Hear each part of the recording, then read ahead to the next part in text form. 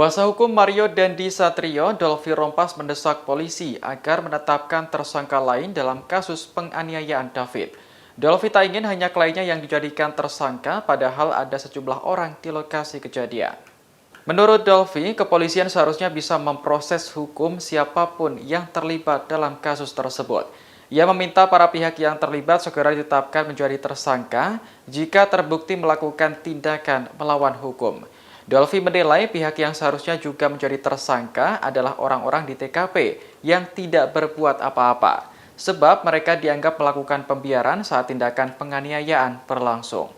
Sejauh ini, Polres Metro Jakarta Selatan telah menetapkan 2 tersangka, yakni Mario Dandi Satrio dan Shani Lucas.